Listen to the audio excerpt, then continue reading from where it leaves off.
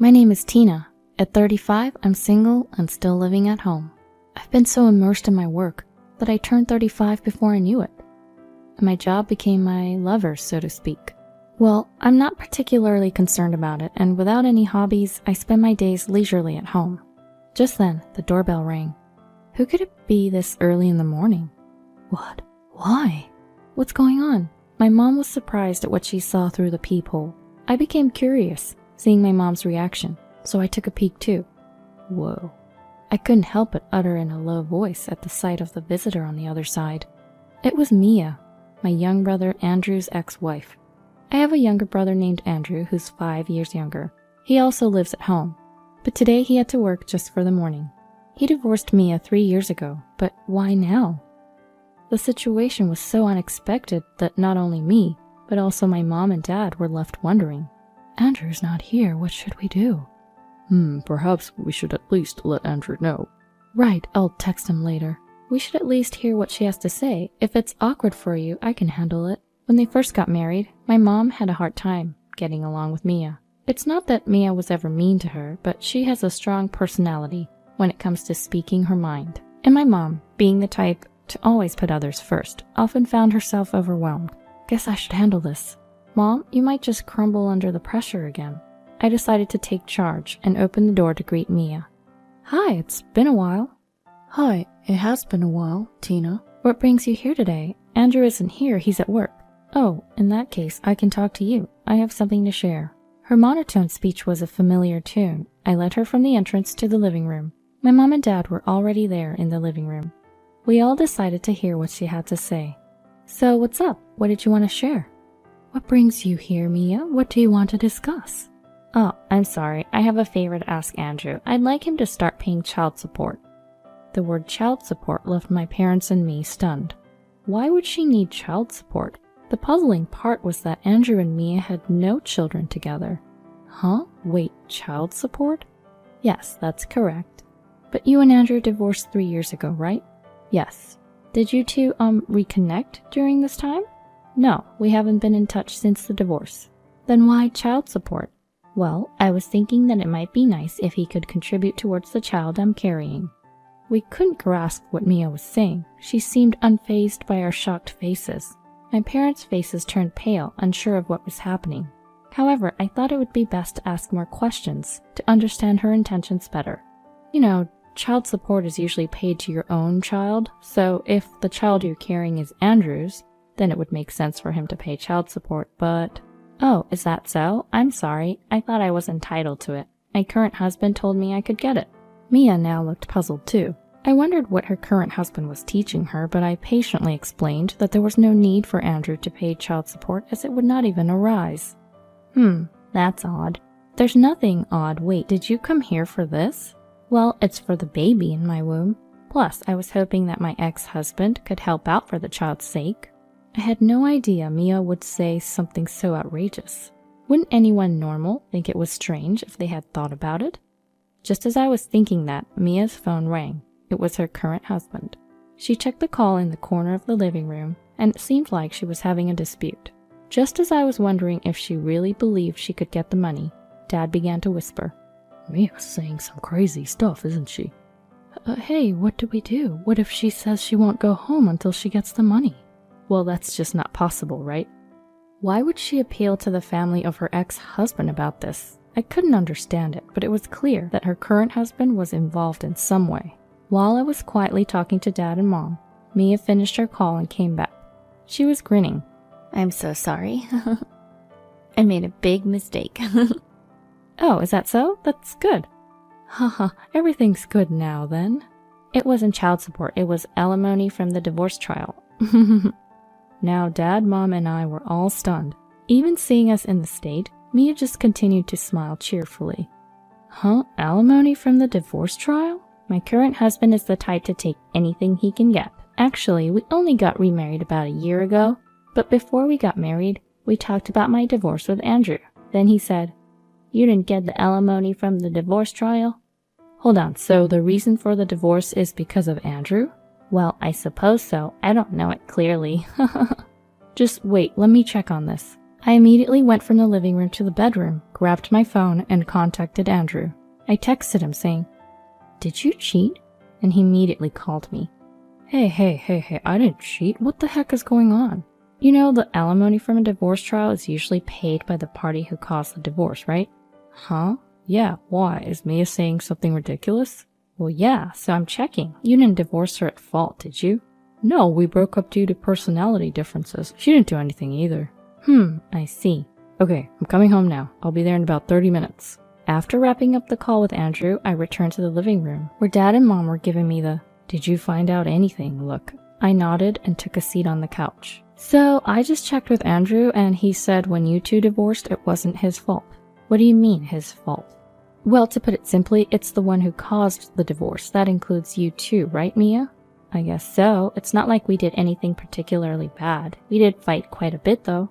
Well, if that's all, you're fine. You see, the alimony in a divorce trial is something the guilty party pays to the other, so, Mia, you might have gotten it a bit wrong. What?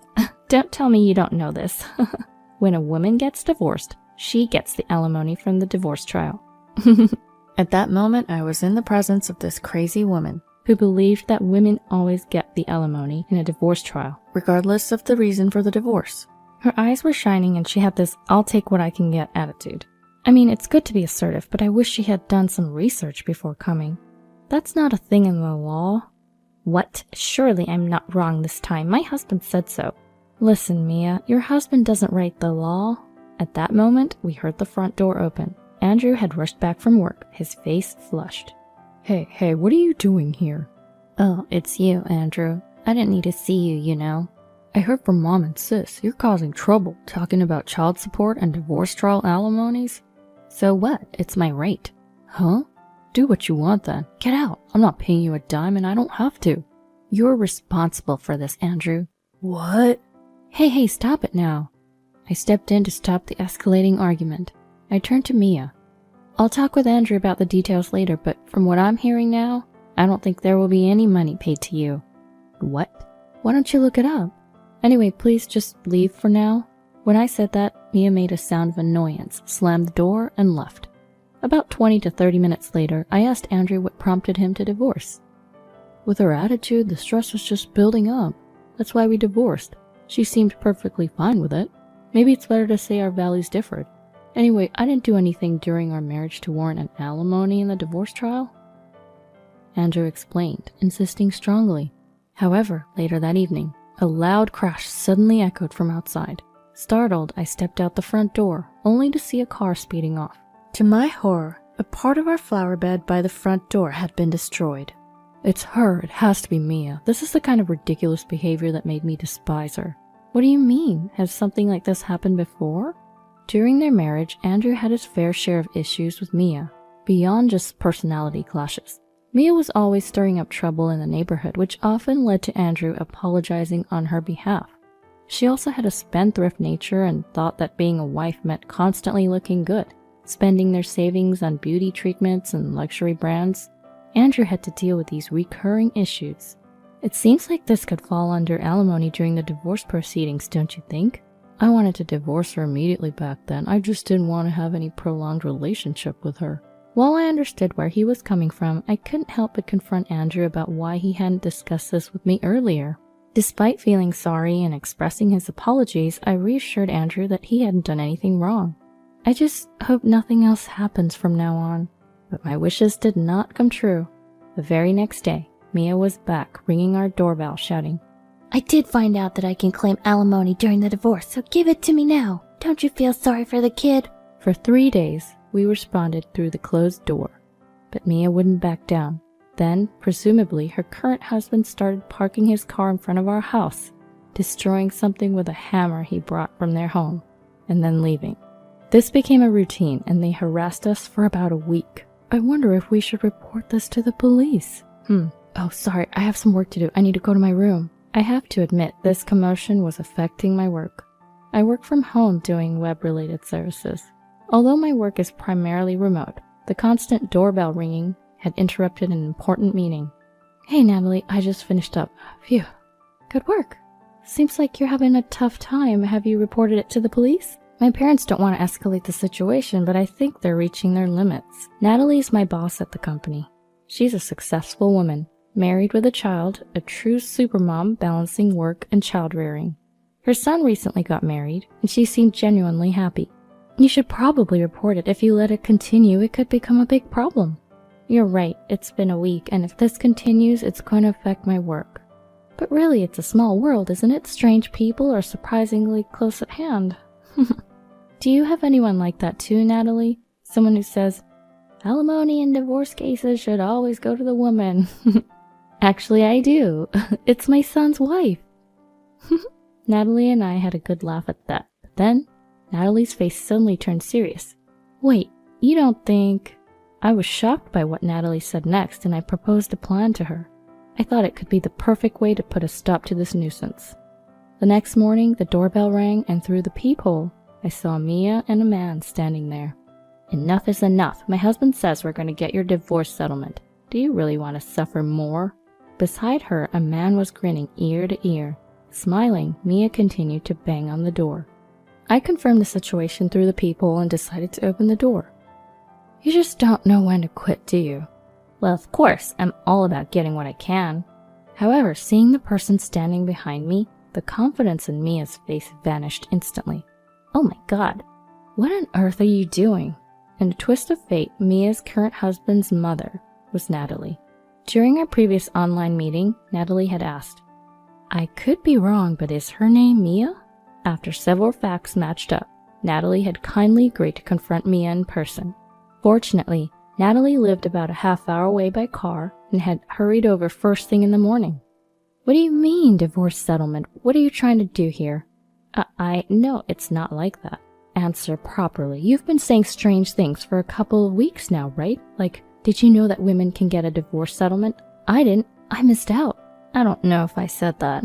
Well, if you consider the situation and what you've been saying, it all adds up. You and him were scheming something together, weren't you? No, it's not like that. What do you mean it's not like that? And when did you marry this man? As it turns out, there was another ally. John, the real husband of Mia. And the man who was harassing us along with Mia was none other than... You were conspiring with Alec? What a rotten move you made, Mia. No, it's not what you think, John. He's just a friend. We've already found out you and him have been in a relationship for a year now, right? You're finished. I was planning to start divorce discussions soon. What? Divorce? No, you're kidding. No, I just came to get some money. He's just a friend. It's not a big deal. I just wanted to fund my dates. Right, John? Right? You'll forgive me, right? I told you the truth, right? John stared at Mia as if she were trash. The unbelievable scene kept unfolding, as Natalie, Dad, Mom, Andrew, and myself could only stare wide-eyed. Go to hell, I'm not gonna reconcile with trash like you. No, I'm not getting a divorce. I said I'm not. Alec, disappointed by Mia's behavior, tried to flee, mumbling, Well, I'm leaving. Oh, there they are. A police car, sirens whirring, had pulled up in front of our house. Andrew had called the police as soon as the commotion started at our doorstep. You think you can escape? You're as guilty as she is. No, please, I was just fooling around. Fooling around by smashing our flower bed with a hammer. And what about the dents in our walls? At this, Alec started to panic. Well, where's the proof? Show me. If you can, bring it on. No problem. I'll submit the dashcam footage. Huh? Dashcam? My car is equipped with a dashcam that continues to record even when parked. Coincidentally, the dashcam had captured the entire misdeed. Are you serious? Absolutely. And Mia, you're just as guilty. What? I had nothing to do with it. You were creating a ruckus too, weren't you? We'll be hearing the full story down at the station. No. John, help me. Please have mercy. Without further ado, the two were hauled off by the police. They were given a good grilling at the station, released for a time, but ultimately sentenced to probation. Furthermore, John filed for divorce and demanded a hefty alimony. Upon hearing that refusal would mean another lawsuit, they reluctantly agreed to pay in installments, $3 million from Alec and $2 million from Mia. As it turns out, they were both jobless, and now they're juggling part-time jobs to make ends meet, without reconciling. And just like that, they stopped visiting, and peace returned to our home. Andrew, regretting his poor luck with women for the past 3 years, has become good friends with John because of this whole incident. They plan on going to a local matchmaking party together next time, So here's hoping they both find someone special.